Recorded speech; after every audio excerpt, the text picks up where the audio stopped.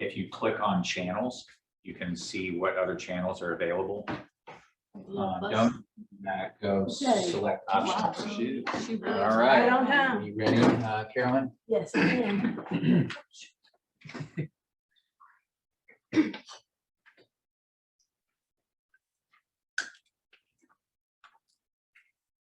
Oh, you're muted. Hello, Good morning. Can you hear me okay? I can hear you just fine. How are you Let's doing? see. I How are need you to make sure I can hear you. Okay, now I have my speaker on and my video should be coming in shortly. Good morning, everyone. How are you? We're Good fine. morning. Thank you all for your patience this morning. Had a bit of an interesting morning with kids, so I apologize for being 30 minutes tardy, but I'm certainly grateful that we can connect today. How are your boys? Oh, they're gonna live. Well, that's good to hear. Yes. Well, so good seeing you. It's good to see you too. Thank Thank you. For joining us. I want to introduce you first to Gary Green, who is the director of the Center for Sustainable Journalism. All right, very good. Good morning, Good morning. Chairwoman Cupid. We appreciate you joining this morning. Thank you. Glad to be here. Our students have been prepping for this meeting with you for the last couple of days, and Okay. I look forward to a robust conversation. But we know your time is valuable, so I just can't thank you enough for, especially given the surprises of the morning. I Yes. raised teenage boys myself, and I know how those surprises can come up at the least advantageous times. Yes. Well, thank you. I appreciate your understanding. For sure. Thank you. Do you still have an hour for us, or? Yes, I still have an hour. Oh, good. Okay. Yep. Here's our format. We have 8 students, and we were going to go around the table and have each of them ask you a question, Okay, great. maybe one follow-up, and then we'll see if we have any time left. But I understand you have an opening statement for us. Would you like to, or do you? I don't, but I can. You know, you always have to be ready in these circumstances. Well, So, if you want to, you can say a few words, and then we'll start with Tricia, who is also on Zoom. hi, Tricia. How are you? I'm good. How are you? Good, thank you. Well, it's certainly a pleasure to be here. I've had the honor of knowing your professor for some time with the Georgia First Amendment Foundation, and have never thought that stepping into public service or the political arena would result in all the opportunities I've had. This started for me a little bit organically by wanting to just improve the area where I lived. Saw that my community was similar to other communities. People want to live in a safe place. People want to live in a vibrant and an attractive place. And that's irrespective of zip code, that's irrespective of even your family makeup, even if you live somewhere that is primarily young or single, that, you know, we're all looking for a place that we can comfortably call home. And so for me, that message resonated with a lot of people, not just in the district where I serve, but broadly in Cobb, and resulted in me becoming chair. But my beginnings for that were even, more organic or serendipitously placed. I, like you, as a student, I was involved in a lot of different activities in college, and even that was preceded by being involved in the community in high school. And, you know, my dad shared with the audience when I had my swearing-in ceremony, my first student council election was in 5th grade. So you can kind of just see things, you know, progressing to the moment where I am, but I never thought that all of those experiences came by way of me wanting to serve, whether it was serve in my school, serve the community where I lived. And for those who realize when you're trying to change community, and when you want to have a seat at the table to be able to impact the outcomes, you know, then elected office starts to look more attractive than what, you know, the picture is painted of what politicians are. For me, it was a means to an end. It was a means for how I can help shape community. And so when I look at you as students, I mean, the future certainly is bright with you taking an interest in things like this now, but the future is not far away. In fact, everything that you're doing today is building those stepping stones for what you're going to do in the days after. And so I'm grateful to be here and to be a part of this program that you're in, and I'm here to answer any questions that you have. You want me to go ahead? Okay, I didn't know if we wanted to start. So as I said, I'm Trisha Comiskey, and I kind of just have more of a question because I watched the May 25th Commissioners meeting last night, and I wanted to ask, because many people, like residents and chamber members, brought up their concerns and issues with the condos and the zoning next to the Dobbins Reserve Base. Yes. So after that meeting, is there something new being decided, or can you even do anything with it? And what has changed since that meeting? Yeah, so thanks for asking. You know, I shared during that meeting, primarily with zoning, there's 3 decision points where the public has opportunity to weigh in. The first is by staff, and then they get staff's recommendation.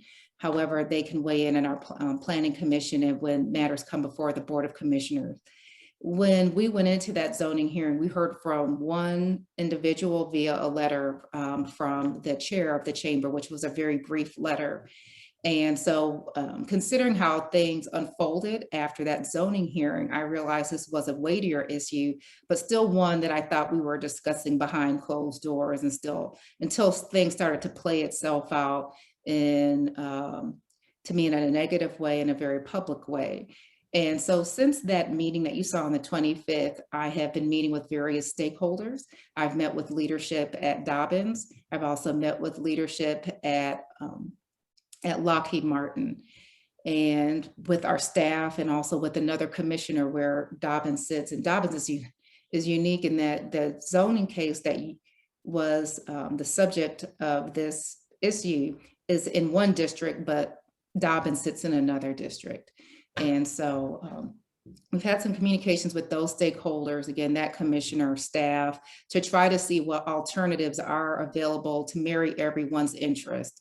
For me, it was very important that I let the chamber know that we have a process of which we typically get feedback. And, you know, for us, unfortunately, our former community development director works for the chamber. So this was not something that was, that shouldn't have been known. But I also wanted to let them know that even though, you know, zoning is always a hit or miss thing, but the way that decision was made, it was done within the construct of the code. We've had other development matters that impact Dobbins that we've worked through as a county. And so I'm hoping that these further discussions that we're having enable us to realize that this always has been a partnership, it will be. And as we try to address this issue, that we're hoping that there will be an alternative that can better address the interest of the business community of the base, but also of the zoning applicant. Okay. With this, kind of just a follow-up question really fast. They said that you have like only 30 days to change or like either reconsider or do whatever. When can you reconsider like that fast? I never had heard like with zoning, like you were able to do something that quick in that many days if only a few people disagree. I just didn't know how many people have to disagree before you can do that. Exactly. I've seen this utilized once, and I believe it was associated with a legal matter that was on the table. I've served for 8 years. This is not a tool that you use and pull out just because someone doesn't agree with your decision, particularly when the same set of facts that were known after the zoning hearing, or that could have been brought to the board's attention, could or should have been brought to the board's attention prior to that. But needless to say, I don't believe that that's the only option that can be considered to address everyone's issues. And I think the conversations that we've been having after the Board of Commissioners meeting that you saw have been quite fruitful. And it's helpful now that everyone is sitting at the table and talking and trying to see how can we address this. So I still remain optimistic, but I don't, as you shared, going back and revoting on a matter is just, it sets the board up in a bad way for people to not rely on the decisions that we're making. And again, to do it in this manner, I think would just be completely inappropriate. Well, thank you. You're welcome. Thank you, Tricia. Hello, Chairwoman. Hello. How are you doing today? Good. How are you? Good. My name's Ashley Phillips. I wanted to ask you a question regarding the last meeting, May 25th as well. Yes. Commissioner Jerica Richardson, she made a statement regarding affordable housing in Cobb County. She Okay. had mentioned that quite a few announcements would be made this month regarding that topic. And I was just wondering if you could provide maybe some insight or a preview of what announcements could be made this month about that. This is a very tough topic, I think, for communities, not just here in Cobb or the state, but it's a national issue that we're having, and it's being exacerbated by our current pandemic crisis, which is I think putting a stress on a lot of our markets, and including our housing market. So one of the, this isn't necessarily affordable housing, but one way we're trying to keep people in housing is to utilize federal dollars to address evictions. But affordable housing has always been an issue in Cobb. And while we've been touting the money that we're putting forward to keep people evicted, we've got to start talking about how we make Cobb County accessible. Our starter home prices in Cobb are over $325,000. And so, you talk about affordability, and I was speaking to a developer recently, really you start talking about attainability. Can you even attain a house here? And that starts to change even the terminology used associated with how people live in a house. As far as this month is concerned, nothing big, nothing shiny or sexy. It's me doing the same thing that I did with Dobbins. It's talking to our many stakeholders in housing to see what we can do. So I've had a meeting recently with our realtors here in Cobb, and I've had a series of meetings with our Cobb, with our Marietta Housing Authority, which primarily provides affordable housing throughout the county, and also with one of our top developers here in the county, and some persons of our development authority who lead it, the director Nelson Jeter, and one of my new board appointees, as well as a councilman, Andre Dickens in Atlanta, who's put forward an inclusionary zoning in Atlanta, trying to see what are realistic options for us here in the county. While I am going on this listening tour, I think there's somewhat of a path forward that is forming. I think we will commit to doing more listening, but in a more strategic manner with a series of developers, probably in groups. This prominent developer is going to celebrate 50 years this year. It's just Trayton Homes have been here in Cobb. They have expressed interest in wanting to help lead that charge. Anything you say to the media can go out, and so this is not something that I put forward publicly after that meeting, but again, something that he did certainly express an interest in. And I think if we get reputable builders that other builders trust, it can help bring other builders in, because I would like to move forward affordable housing in a spirit of partnership with those who provide housing. We can try to put mandate policies here in Cobb, but that isn't necessarily going to mean that it's going to continue attracting developers here to Cobb. And we've always had a healthy building market here in the county. So that's one way that we'll try to address it with developers. They also suggested that we have a simultaneous public outreach program, because we've got to change a lot of the way people view affordable housing. Someone, the gentleman from Trayton Homes shared, I live here, but I don't know if my kids can live here. And so the more you try to personalize it, this is not just about those people. This is about our families, our children being able to live near us. I think we have a way to change how we talk about this. So as much as I would like to see a private discussion, I think there's room to have, public education and discussion. Then is to work with our agencies to see what tools they have in their tool chest. Our community development agency, they're the ones that are primarily tasked with addressing housing. And when speaking to the developer, there's some things that we do in the county that drive up the cost of housing before they even start to build, to address the road infrastructure, things that you don't even see as a home builder. It can be the infrastructure under your home. So we have to talk to our agencies too, to see how can they help with their practices to help incentivize a lower cost of homes if somebody wants to put those in place. And so right now you get nothing sexy, just a matter of talking through what our options are and being deliberate about it, because getting commitment from people that this is something that's worthwhile, because we're going to get to a point where nobody can live here unless you're living in a home that's 350 and above. And to look at the economy, that we have here that's dependent on retail, that's dependent on tourism, that is dependent on travel and tourism. We need people of all incomes here in the county. Thank you. Thank you so much. Okay. Good morning, Chairwoman Cupid. My name is Sarah Scutlick. It's nice to speak with you. Thank So, you. I kind of want to follow up with what Ashley had actually just spoke about, Mhm.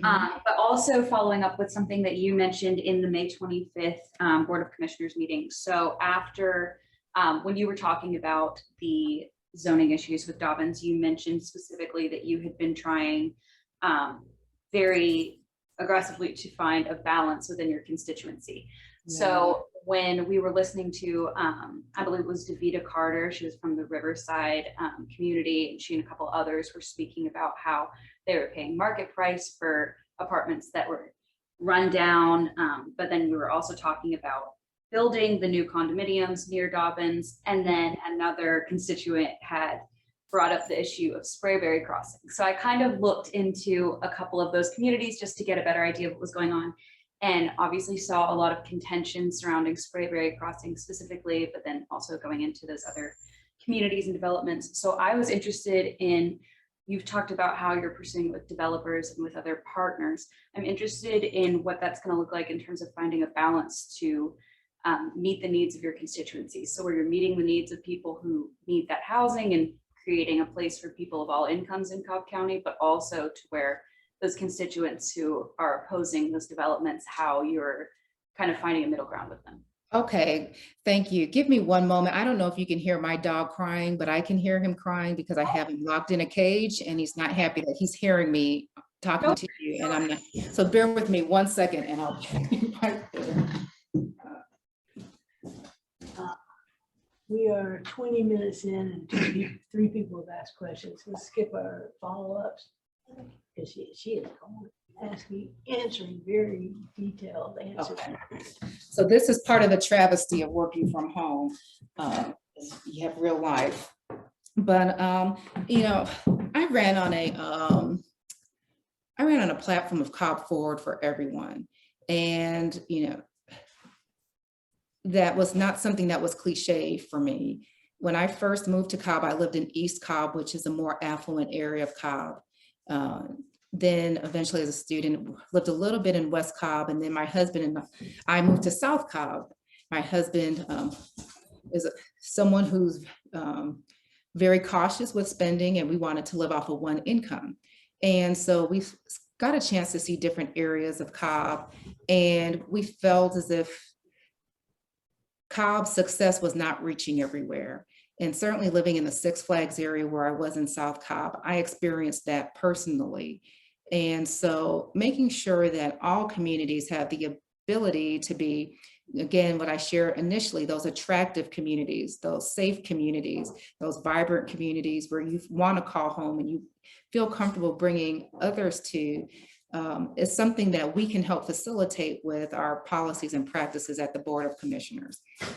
And so the way that we do it is that's where the challenge is. I think everybody can agree to that concept of what they want a home is, but when you start putting in homes and you start touching real people and real land, that's where we have some of our challenges.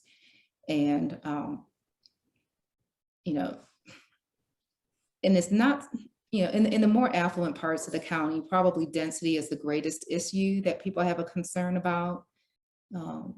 But there are also issues of housing type. So housing density is how many units fit within a certain space, but also the type of housing. We have many of our zoning categories are classified as a single family zoning category. And then we have a multifamily zoning category. And the assumption is that if you live in these single family houses, these are families. So it impacts even whether people who are not married can live together. We actually have a part of our code that says two or more unrelated people can't live together in a house in our single family designated zoning categories. So then you start going towards the character and type, where there's this presumption if people aren't moving into these single family homes, and we primarily have a county that's of single family character, that's primarily of this affluent character, anything that is different and it's near anywhere near those, you know, tracts or communities that have that more traditional character. You just froze.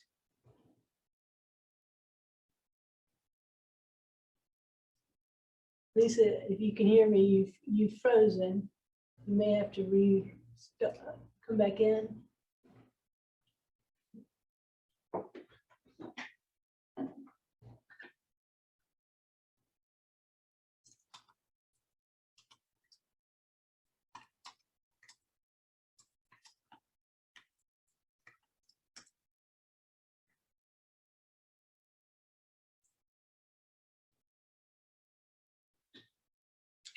This was leading into your question. Yeah, she'll have to bounce back in. She'll be back. Yeah, she's setting you up nice, Jeremy. I'm done. Hi. There she is. It is. She's back. There you Can you are. hear me now? Okay, I'm sorry. It's all right. It happens. Yep, sorry about that. So I don't know where I stopped. I was talking about the different types of communities that we have here in our zoning designations. And so we have a traditional character in Cobb where it's a single family character.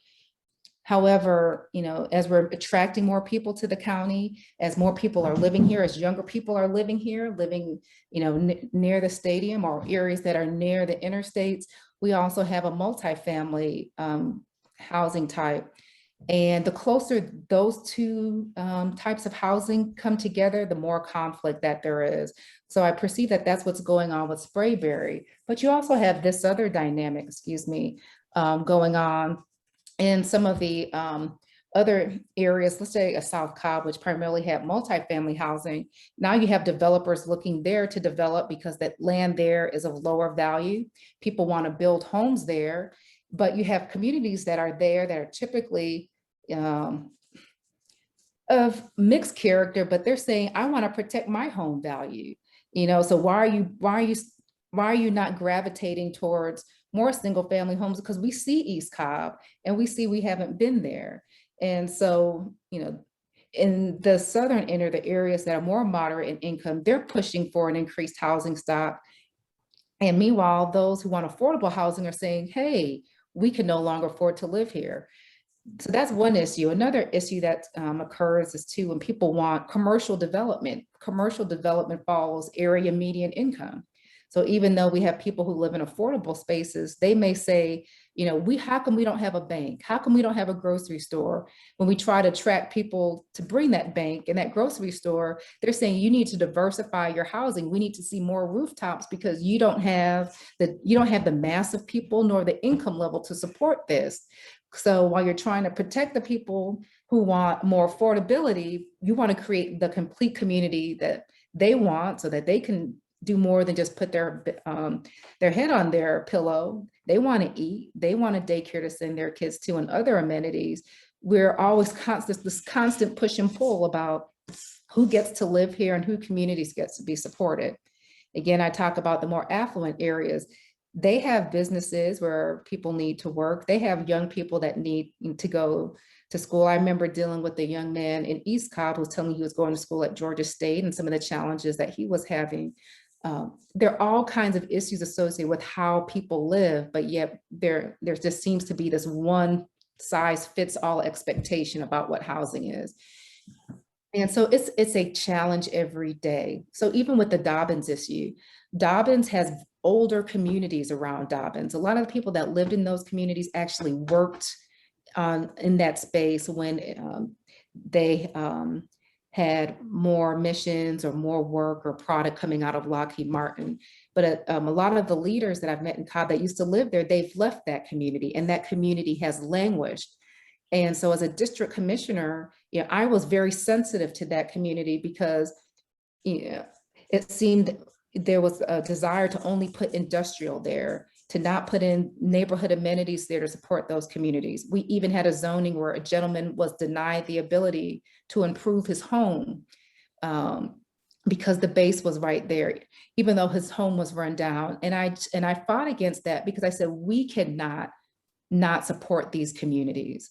You know, they have a right to live in a healthy, growing, established community, just as anyone else. And so, you know, when you have all these different interests, you're trying to balance it to, yes, you know, you always want to protect your economic interest, and your economic interest tends to follow who has more money. So, you know, people want to protect Dobbins, you want to protect Lockheed Martin. Then it's like, you want to protect your wealthy residents, but I'm here to serve everyone here. And so, you know, I don't know if I'm clearly answering your question, but that's a major part of the controversy associated with every zoning is, you know, how can you be mindful of the health, safety, and welfare of everyone? Yeah. Thank you so much. Yeah. Jeremy has a related questions. Mhm. Morning, Chairwoman. Thank you for speaking with us today. Yes. So you mentioned earlier about the single family dwelling units and the ordinance in Cobb County for it. I was wondering if there is any sort of move to like revise or reconsider that ordinance specifically in regards to student housing, because there's a lot of student housing development here in the Kennesaw area just alone, and it's very expensive for students and the cost is only rising. So I was wondering if there was any avenues that the Cobb County government could take to reduce the cost of student housing in terms of the single family dwelling unit ordinance. Okay, so that's interesting because we're talking about affordable housing, but I'll share with you guys also a nuance. There are programs that are federal programs, state programs that can be utilized to address housing affordability, but also in the same vein, we're not allowed to zone in a way that addresses the cost of homes. And so, you know, as you're talking about the affordability of student housing, we haven't dealt with that issue. We've dealt with just student housing because KSU has had a tough time. It was once this small commuter college. Now is it the second largest university within the university system here within the state, and more people are living on campus, living around campus, and the community is expecting the same traditional character that was there before the model of the university changed. And so how do you protect those interests with the interest of the university, which helps to educate so many men and women, not just within our state, but nationally and even internationally? I can't necessarily say that we have been the most balanced with respect to that. But I can tell you within the past couple of years, there was a change to the student housing code that primarily addresses the multifamily student housing that's been going up in the area. I'm not aware of how we've looked at the code, let's say from a single family housing perspective. We've had a number of cases come before us where students were living in a house that a parent may have purchased, and they got complaints because residents saw multiple cars and knew that there were more than 2 unrelated adults living there. And it's a heartbreaking scenario every time. You know, you pray that this person is a senior, because sometimes the Board of Commissioners will grant like 6 months for the students to continue living there, but it's not recognized that this is a way that students are hoping to create affordability in our current housing stock, because the people in those traditional single families, they're not looking for these non-traditional people living near them because. So, you know, what could be a path forward? This year, the Board of Commissioners voted to rewrite our zoning code, our entire zoning code. Inclusive of student housing. This would be inclusive of single family. This would include commercial, everything. And so this is not what you asked me, but this is what I'm going to advise you and all the students here is students need to be at the table. Your university needs to be at the table to show that KSU is also an important stakeholder and that you are contributors to the county so that your interests can be considered. This is my first year as chair. You know, for those of you who may have followed my career, it's been somewhat nuanced over the past 8 years that I've sat on there and had a strong voice, but didn't necessarily have the support of the majority in my unique issues. And so things are changing. The composition of the board has changed. It's a younger board. I believe Commissioner Richardson's the youngest, one of the youngest commissioners we've ever had, and she's a recent, tech grad. And I think there are people who can be sensitive to those issues, but they're easier addressed more proactively. So by way of coming to those meetings when it comes to zoning code, don't wait until somebody puts a code enforcement violation notice on a door and then trying to create policy. It's not going to happen at that point. But I think when we start having those public meetings, I'm hoping that you can help to encourage other students to have a better voice for students that are living here. And again, for what the impact KSU has on our county. Thank you. That's great. Great idea. Hi, Chairwoman Cupid. My name is Alexa. I wanted to ask you about the special election for House District 34 to fill Yeah. Burke's old seat. I know this is going to be the first election in the state after the passage of SB 202. How is that impacting operations in the elections office? This was a good question that will be directed towards our elections director, Janine Eveler. From what I understand, it already is having somewhat of an impact. Everything that I say, I would ask it to be verified by the director, but it's my understanding that this new code limits the amount of time that people can request a ballot and submit a ballot. And so if people requested a ballot, an absentee ballot too early, then those ballots were rejected.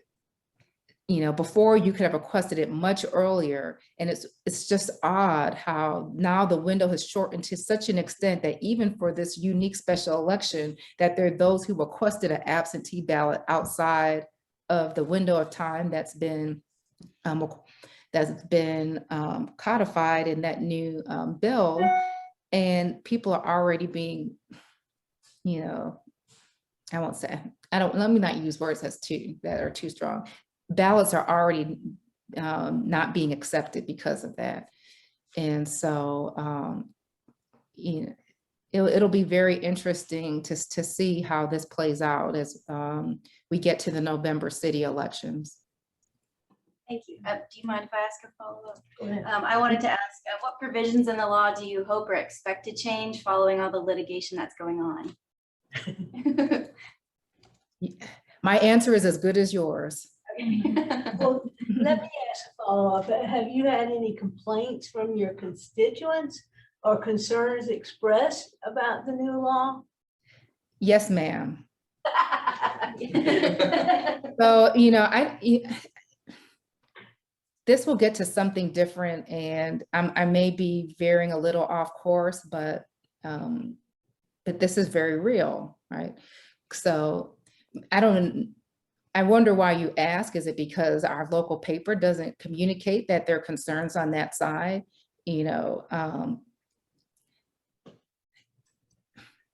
I don't read our local paper. I confess I don't read it because I like to be confident in the decisions that I'm making. And I also believe that if something's important enough that it's being reported, somebody's going to let me know. It's not because I don't like the news. So part of my upbringing, my mom used to sit us down to watch local news from 6 to 7:30 with Dan Rather. And we used to have to watch 60 Minutes every Sunday.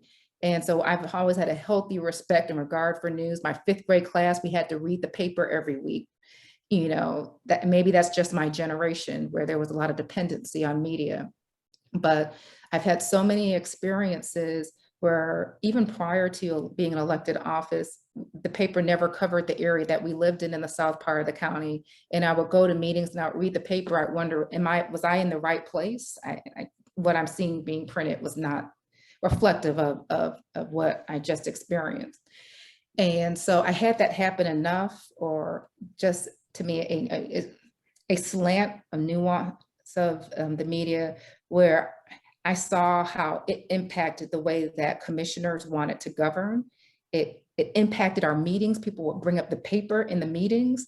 And it's just, I didn't want to be that person. I wanted to be comfortable with the input that I'm getting from citizens. I wanted to be comfortable with the policies that before me that I have to review, and with the more real input that I'm getting from citizenry than to just be guided by that and letting that dominate my decision-making. So I know from hearing from people, there has been some slant on elections in our paper, but yes, we've gotten so many concerns. I mean, not even from the county, but even outside of the state, with people having concerns. Because you have to remember, you know, it wasn't just the elections law that impacted Cobb. We lost the All-Star game, you know, so people had a lot of concern about this here in the county. And you know, it'll be just interesting to see if there's going to be any movement to help modify some of the provisions of that bill before next year's election. Thank you. Yeah. Good morning, Chairwoman. My name is Yes, Beth, good morning. and I have a question on combating racism and brutality in Cobb County. Due to all of the civil unrest from the racial injustices caused by police brutality, does Cobb County have the funding to provide de-escalation training and continue the implicit bias training for judicial officers to deal with future situations? Wow. I hope you send that to me in an email. No, seriously, because whenever we talk about programs of that nature, we don't necessarily tie it back to our budget. It's just assume people are going to do this, but to put in new training or new policies, it sometimes does take funding. So I want to know, you know, have the things that we put in place, did it have a budgetary impact or not? I did receive correspondence from our judges that they did, for the first time, have training on implicit bias that they found to be very helpful. And, you know, again, I don't know what the budgetary impact of that is, and I'll share. We provide the budgets to our constitutional officers, but we don't have the ability to really tell them how to use their money unless they're asking for more. So if they ask for a budget, hey, do as you need. But when you start asking for more money, that's when it comes back to the commissioner. So unless they can work it out, you know, within the little buckets that they have within their budget. So, you know, if I'm able to get the answers, it's going to be out of their courtesy to let me know if they had to spend, you know, what they spent towards that. But I don't see why they, okay, real life, somebody's cutting the grass. All right, so it's just the nature of the day.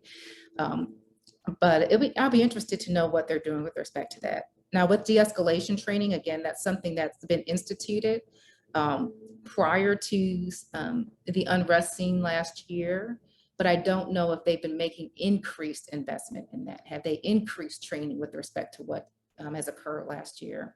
I don't know. I do know that they're starting to put forward a series of videos through our Cobb Police Department to address our policies. Because the public wants to know, and there's this presumption that if something happens on a national scale, that the underlying policy for what happened is the same practice that's being utilized locally. So, you know, chokeholds, for example, and no-knock warrants. When I talk to our staff about it, I learned some of those things we typically don't practice, or we practice in a very unique way, unlike what's been seen nationally. And so I have a newsletter that goes out every Friday, and my desire is to put those out in all of our newsletters so that people can see those videos. It may be on a YouTube page for Cobb Police. So please feel free to check those out if you're just interested in the policy.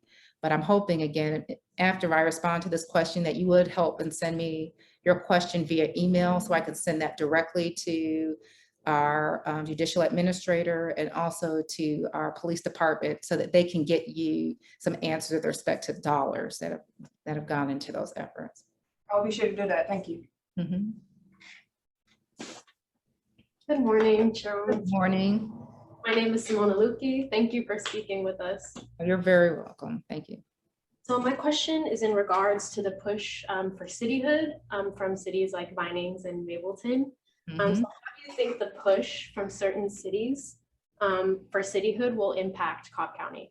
You guys know what all the top issues are, man.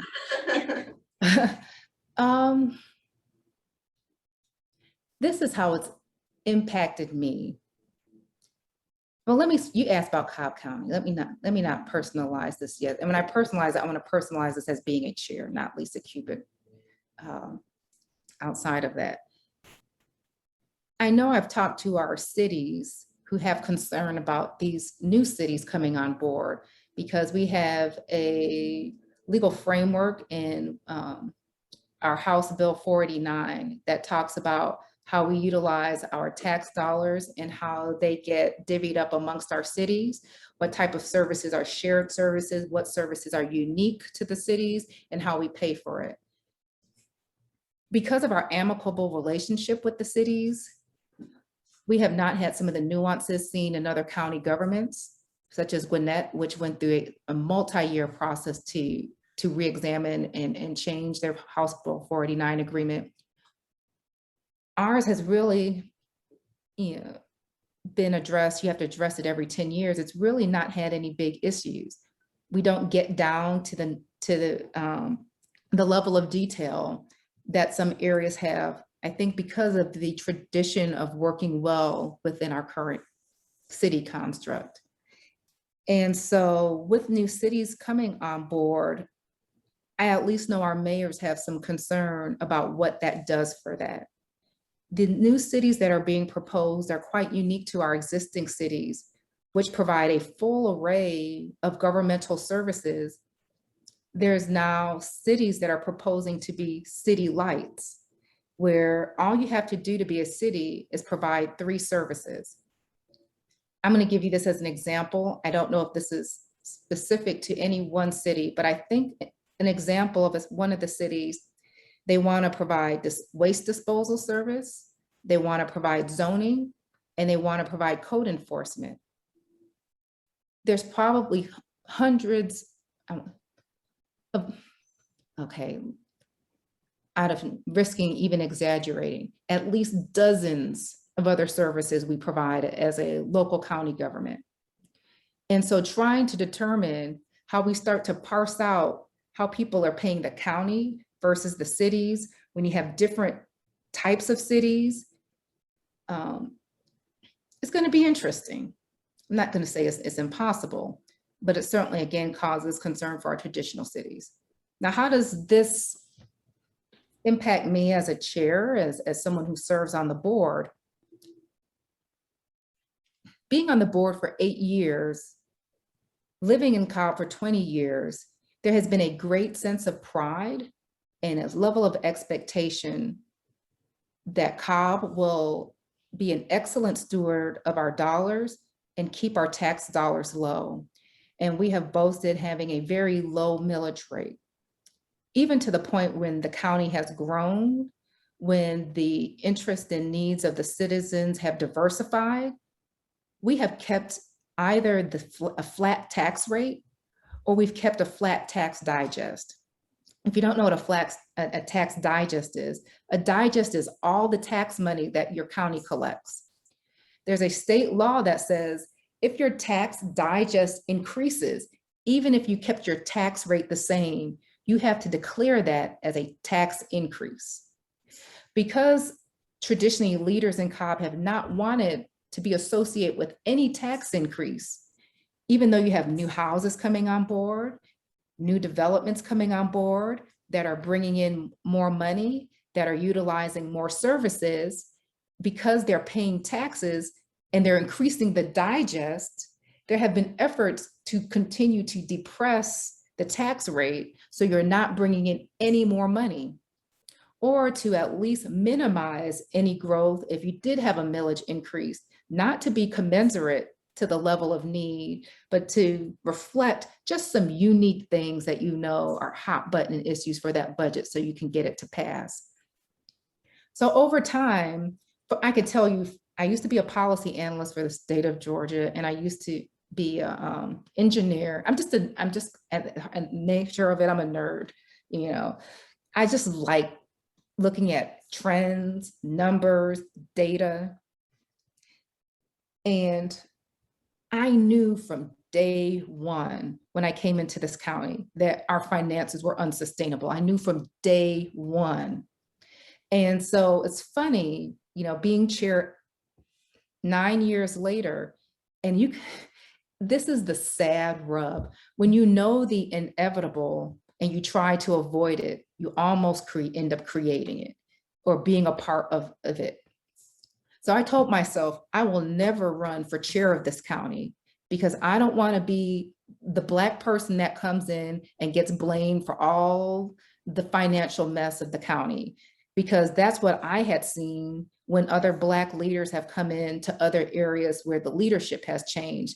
And I said to myself, I'll be darned if I ever have that put on me. So I didn't mind sitting back as a commissioner. I would voice my concerns and watch the other commissioners have to be responsible for that budget, because to me it was primarily of their own doing and trying to create a scenario that just never fit. Well, here I am. And now all these issues are coming to bear. And guess what people are saying? We want cities because we want services that you're not providing us, Cobb County. We could have provided you those services.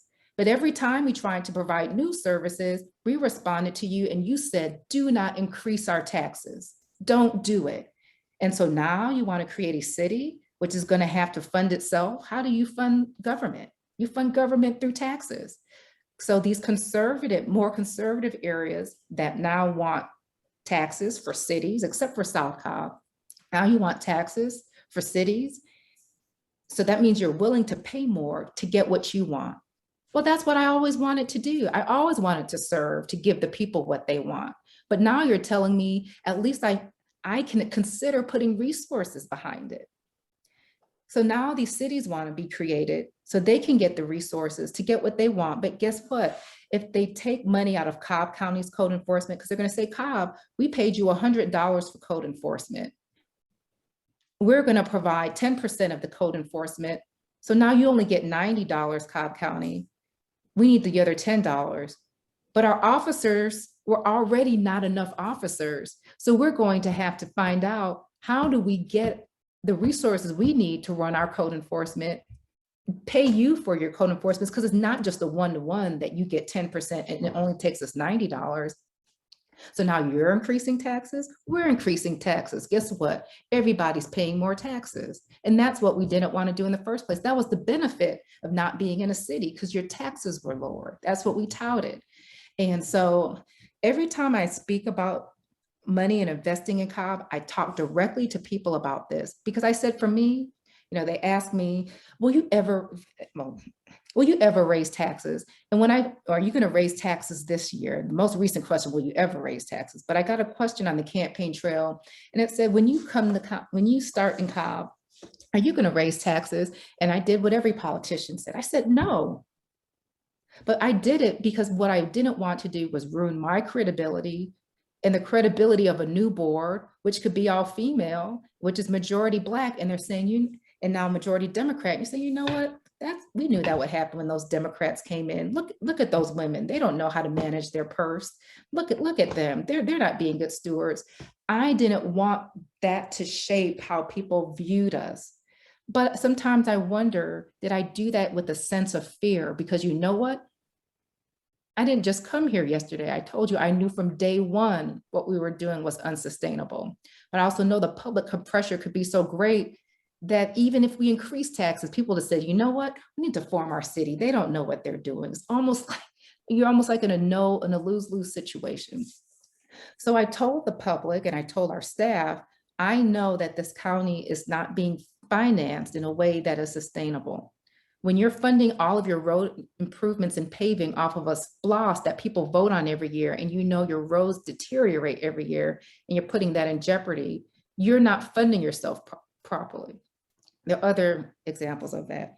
So I told our staff, we will take a deep dive into our budget over the next year, and we will have to have a candid conversation with the public to let them know what these issues are and figure out what the response needs to be. Is it going to be a millage increase next year? I don't know. But to me, again, if you want to be as bold to talk about what we're not doing as a county, and that's why you need a city, well, let's talk about what we can do as a county, because I do know one thing: any service a city provides, we can provide for a better rate because of our economies of scale. We have almost 800,000 residents, so we can spread that service amongst everyone, and everybody pays a little bit. Versus if you have a smaller city with less people, now you got to spread, that cost amongst less people. And so to me, I don't know what will happen with cityhood, but I think it's very important to share the facts. Now, with all that being said, I'm not opposed to cityhood. I'm from South Cobb. I can see the issues that people have in the south part of the county compared to the rest of the county and feeling left behind. I know what it's like to want autonomy and create a sense of community, which cities do very well. I would love to do that for every part of Cobb County. But, again, it takes investment to do that. And, I talked to Matt Dollar of East Cobb Cityhood, and I share with him, you won't ever see me fighting anybody publicly about being a city, but you will hear me educating residents about the impact that this can have on how we are paying local government. And you will start hearing me talk about how we need to do a better job serving as a county government. Thank you very much. Yeah, sorry for that 20-minute answer. I feel a little passionate. Thank you. It was really nice, right? Chairwoman Cupid, my name is Addison. Thank you so much for talking with us this morning. Thank You you. mentioned the county's finances. I'm wondering, given the hardships we've seen over the last year with the pandemic, obviously, what kind of impact has lost revenue had on the county and perhaps some of the things the county may want to do? And on top of that, considering the removal of the All-Star game from the county, how has that compounded that issue, or maybe any issues you may have had with revenue loss over the last year? Okay. So Cobb County's tax digest, again, I talked about tax digest, that's all the tax money that we're collecting off of property taxes.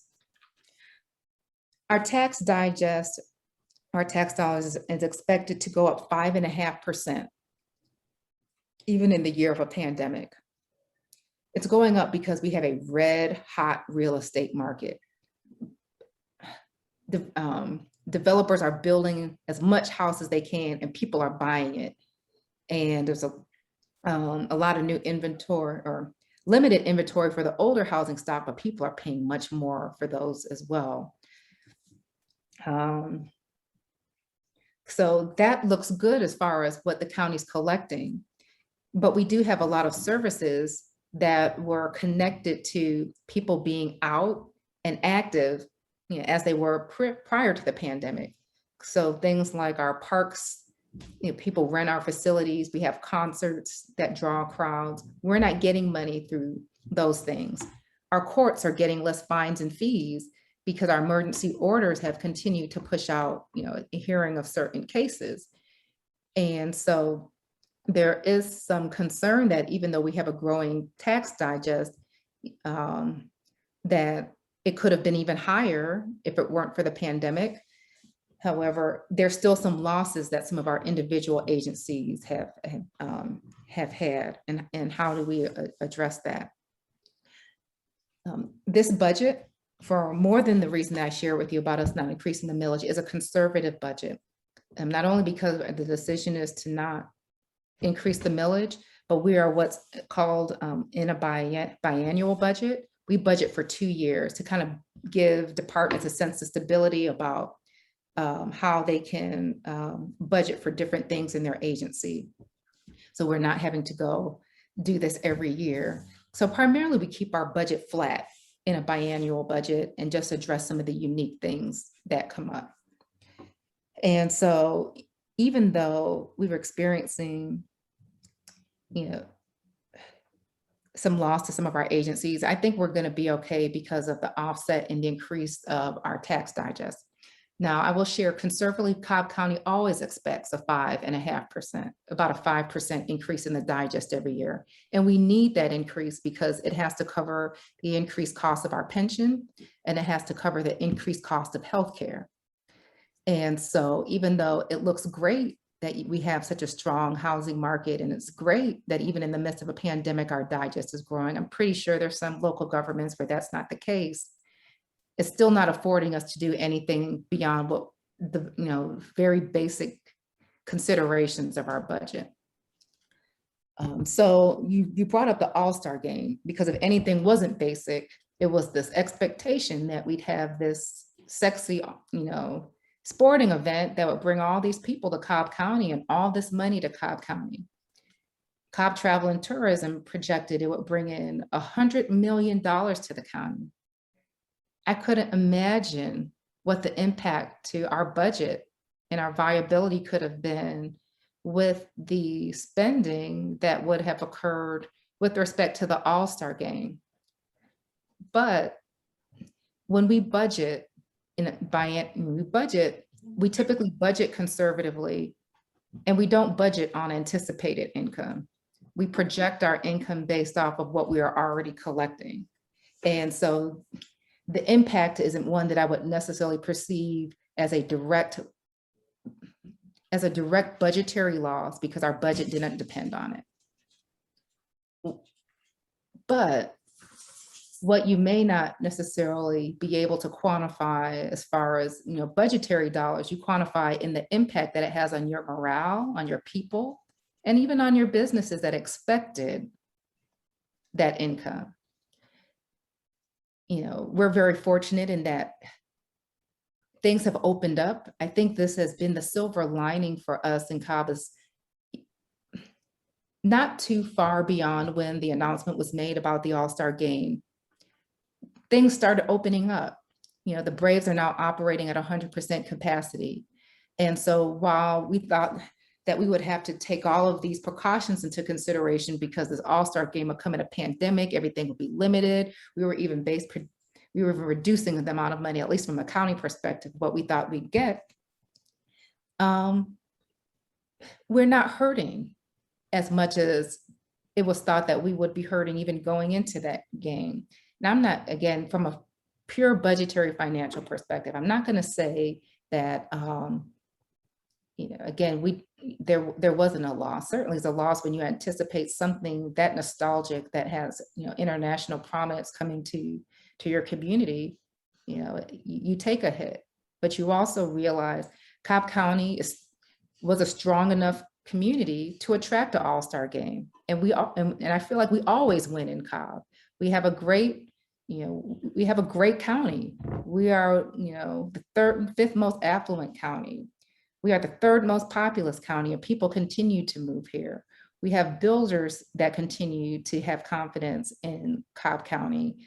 We have great schools in Cobb. We have, top businesses in Cobb. We have one of the most educated, workforces in Cobb. We have great amenities in Cobb. When I keep looking at what we do have, I realize that yes, we were projected to have, thought to have something that didn't come. But look at what we do have and what can continue to attract other great things. And so I'm hoping people still see that, that even in the midst of a pandemic and even with the loss of the All-Star game, that Cobb County has, that Cobb County is still a winning county. Thank you. Yeah, you're welcome. Anybody else have a follow-up question? Well, this has been great, and thank you so much.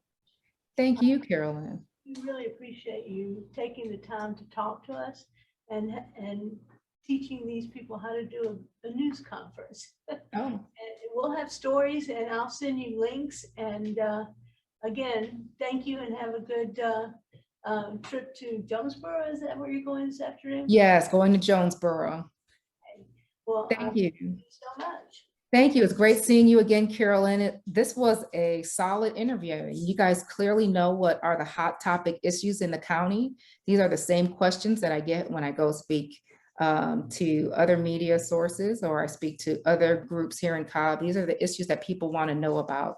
So kudos to all of you for doing your research. I hope that for whatever path you decide in journalism, that that your future is bright, that you're mindful that when you are speaking to elected officials, people come in all shapes, sizes, colors, and thoughts, but they're real people that have real kids, real dogs, and real people cutting the grass in the backyard. And I think if even when there are tough things to talk about, I think if you can recognize the humanity of those that you're dealing with, you'll make it further and be able to create a contact, a connection, and trust with somebody who'll be willing to bring the news to you, as opposed to you even having to go dig it up on your own. So, thank you guys, appreciate it. Thank you so much. You have a wonderful weekend. Safe Thank travels. you. Take care. Bye-bye. Kill that, do I? No, because we want Tricia to stay. Yeah, on. stay with Tricia. Okay. Yeah, we don't want to kill Tricia. No, hi. No, just kidding. Okay, I want to hear reaction. I just want to give you guys a round of applause. You guys hit that out of the park. Very, very well thought out questions, and just some of the things that the chairwoman shared with you on that call. There's no doubt in my mind she was more transparent, more candid, and more personal than she is in a regular news conference. Your question I was like, there were so many just hot quotes in there. Yes, you got to go one. Yeah. And Destiny, you were asked to go ahead and send her a question in so she can share that with her team. I mean, y'all just really did a tremendous job. And I realized that you did that for this workshop. You were given homework and you were prepared, but that is how you need to approach your job. And if you do that, you're going to be good journalists and you're going to be successful. So hat tip to you guys, really, congratulations. Yeah, that was fabulous. That was. And I was impressed by how she gave such long and Yeah. involved and detailed answers. Frankly, that's not always the case. It's rarely the case. Now, I've seen her speak before, and she's as you said, she's a pretty eloquent speaker. She's reserved, she's careful, she's measured in what she shares. But I've seen her give some nice qualitative answers to questions. But you stumped her on a couple things, which I thought was good. Anytime you can make them pause in their tracks and not be able to answer the question, I think you had a pretty good question. But then you really elicited some in-depth answers, and that's what you want. I mean, gosh, you got 5, 6, 7 stories here. You could just write like that.